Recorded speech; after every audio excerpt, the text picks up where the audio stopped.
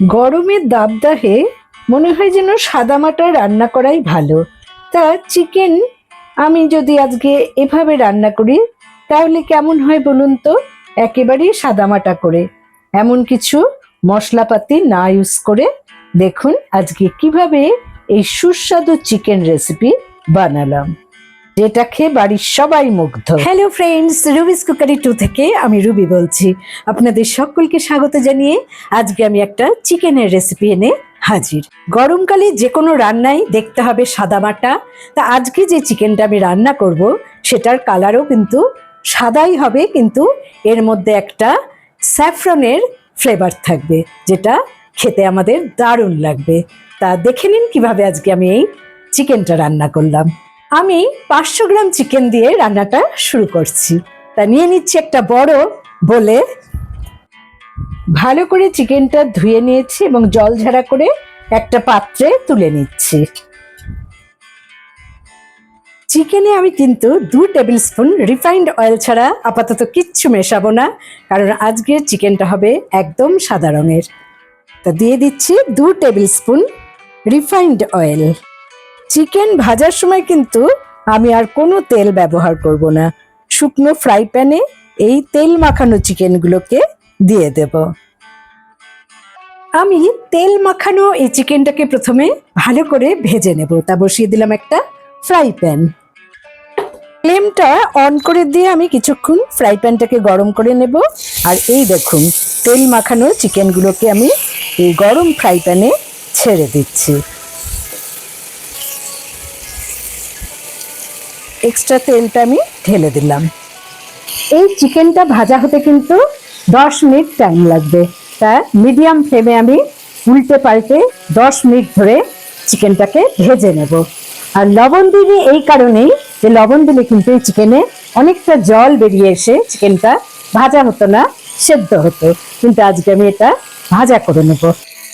10 minute আমি এটাকে উল্টে পাল্টে নেব মাঝে মাঝেই। তা এই 10 মিনিটের মধ্যে আমি একটা মশলাও বানিয়ে নেব। সেই মশলাটা বানানোর জন্য আমি নিয়ে নিলাম 3টে মিডিয়াম সাইজ পেঁয়াজ। পেঁয়াজটাকে আমি একটু কেটে নিচ্ছি, খুব বড় বড় করেই কেটে নিচ্ছি, কারণ এটা আমি একটা পেস্ট বানিয়ে নেব। তবে মশলাটা বানাতে বানাতে আমি মাঝে মাঝে কিন্তু চিকেনটাকে উল্টে পাল্টে দেব। নিয়ে নিলাম একটা মিক্সিং জারের মধ্যে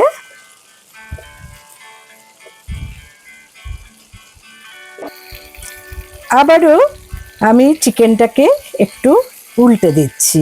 দেখুন আস্তে আস্তে কিন্তু চিকেনের একটা রং আসছে সোনালি। এবারে আমি এই পেঁয়াজের সাথে একটা কাঁচা লঙ্কা দিয়ে দিলাম, সাথে দিয়ে দিলাম 4 টেবিল স্পুন তেল। এটাকে কিন্তু একদম জল ভাববেন না। সাথে দিয়েছি 6-7 কোয়া রসুন আর 1.5 ইঞ্চির মতো আদা। এছাড়া আমি দিয়ে দিচ্ছি এখানে হাফ টিস্পুন গরম মশলার গুঁড়ো, প্রায় 1.5 টিস্পুন লবণ আর 1 টিস্পুন হোয়াইট পেপার, সাদা গোলমরিচের গুঁড়ো। আপনারা চাইলে কালো গোলমরিচের গুঁড়ো ইউজ করতে পারেন। আপাতত আর কোনো উপকরণ আমি মশলায় ইউজ করছি না। এবার ভালো করে মিক্সিতে এই তেল দিয়ে কিন্তু মশলাটা বাটা হয়ে গেল। এই দেখুন 10 মিনিট ধরে কিন্তু আমি এই চিকেনগুলোকে ভেজে নিয়েছি।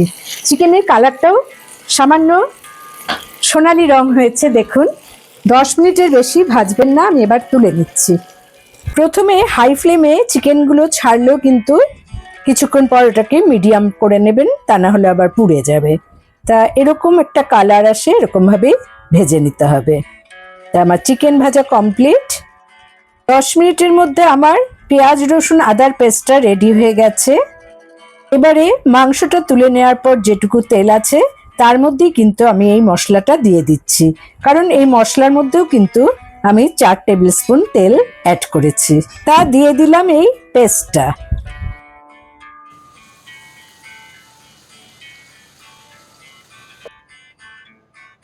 মিডিয়াম টু হাই ফ্লেমে আমি প্রায় 6 মিনিট এটাকে নেড়ে নিচ্ছি। ঈষদুষ্ণ 2 টেবিল স্পুন জলের মধ্যে আমি 1 চিমটি স্যাফরন ভিজিয়ে রেখে দিচ্ছি। এই স্যাফরনটা অ্যাড করলে কিন্তু এই সাদা গ্রেভিটার কালারটা অনেক বেশি সুন্দর হয়ে যাবে। আমি 1 কাপ টক দই 15 মিনিট একটা কাপড়ের মধ্যে রেখে দিয়েছিলাম জল ঝরা করার জন্য, তাই এটা দিয়ে দিলাম আর ভালো করে লো ফ্লেমে মিশিয়ে নিচ্ছি মশলার সাথে। খুব ভালো করে এই পেস্টটাকে দইয়ের সাথে মিশিয়ে নিতে হবে।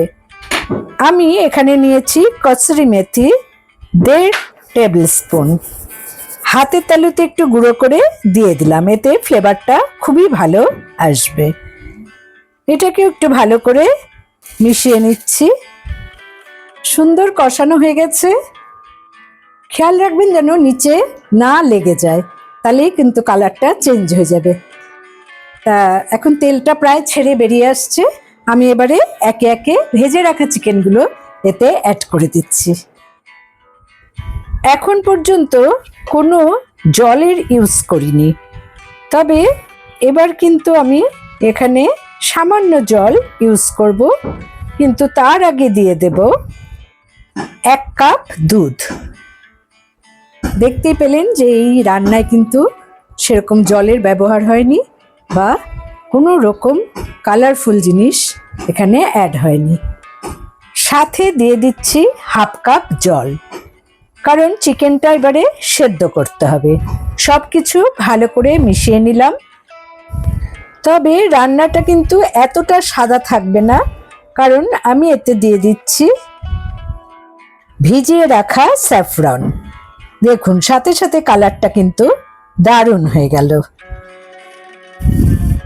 এবারে আমি ঢাকা দিয়ে মিডিয়াম ফ্লেমে রেখে দেব প্রায় 10 মিনিট।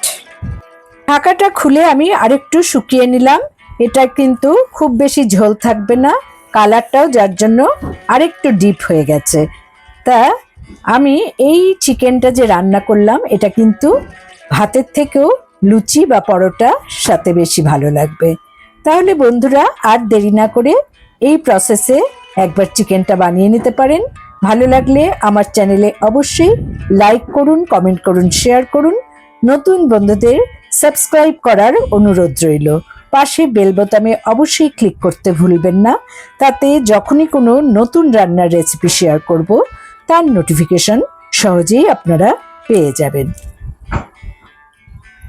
ভালো থাকুন, সুস্থ থাকুন। পরের এপিসোডে নতুন রান্নার রেসিপি নিয়ে হাজির হব আমি রুবি। মাংসটা দেখুন ভেতর থেকে কতটা জুসি হয়েছে, আর গ্রেভিটা তো অসাধারণ হয়েছে। একটা লাইক করে দেওয়ার অনুরোধ রইল। পরিচিতদের সাথে অবশ্যই শেয়ার করবেন। Thanks for watching.